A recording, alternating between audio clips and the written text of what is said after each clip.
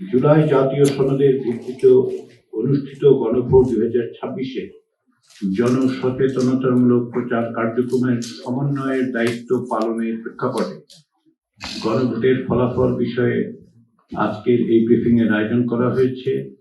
এতে আপনাদের উপস্থিতির জন্য আন্তরিক ধন্যবাদ। 12 ফেব্রুয়ারি অনুষ্ঠিত গণভোটে বিপুল সংখ্যাগরিষ্ঠ ভোটার হ্যাঁ ভোটে ভোট দিয়ে একে জয়যুক্ত করেছেন। নির্বাচন কমিশনের দেয়া হিসেব অনুযায়ী গণভোটে ভোট দিয়েছেন 7,76,95,023 জন ভোটার, যা মোট ভোটের প্রায় 60.84%।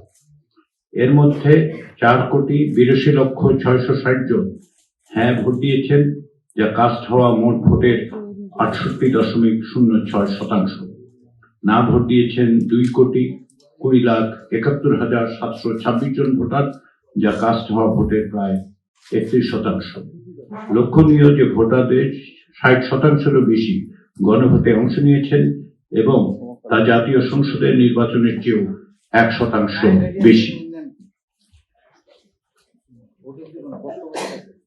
বাংলাদেশের নাগরিকরা অত্যন্ত সুস্পষ্ট এবং দ্বিধাহীনভাবে জুলাই জাতীয় সনদের সংবিধান সংস্কারের প্রস্তাবসমূহের অনুকূলে তাদের রায় দিয়েছেন। এই রায় থেকে এটা স্পষ্ট যে বাংলাদেশের নাগরিকদের বৃহদাংশ আর পুরনো ব্যবস্থায় ফিরে যেতে বা স্থিতাবস্থা বহাল রাখতে চান না। তারা চান পরিবর্তন, রাষ্ট্র ব্যবস্থায় সংস্কার।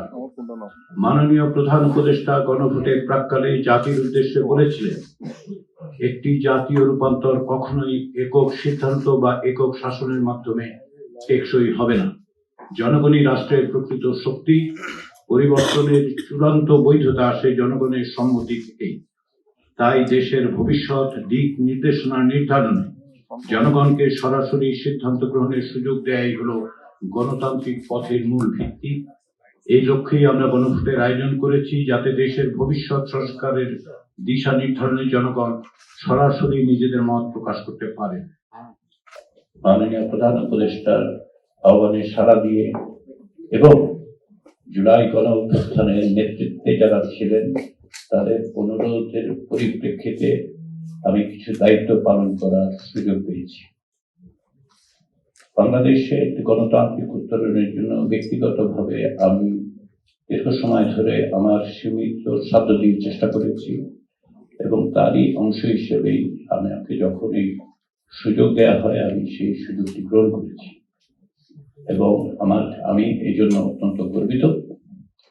আমি সকলের কাছে কৃতজ্ঞ যে আমার এইরকম একটি ঐতিহাসিক প্রক্রিয়ায় সামান্য অবদান রাখার সুযোগ আমার তৈরি হয়েছিল এবং এই প্রক্রিয়ায় আমি যে সহযোগিতা সকলের কাছ থেকে পেয়েছি ব্যক্তিগতভাবে আমি তার জন্য সেজন্য সকলের কাছে কৃতজ্ঞ।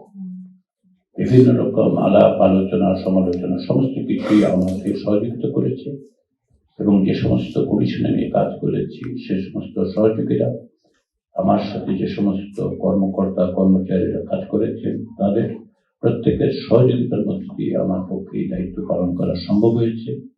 সেক্ষেত্রে আমার সীমাবদ্ধতার জন্য আমি ক্ষমা প্রার্থী, কিন্তু আপনাদের সকলের সহযোগিতার জন্য আমি কৃতজ্ঞ। আমি বিশেষভাবে কৃতজ্ঞ গণমাধ্যম এবং গণমাধ্যমের সাংবাদিকদের কাছে।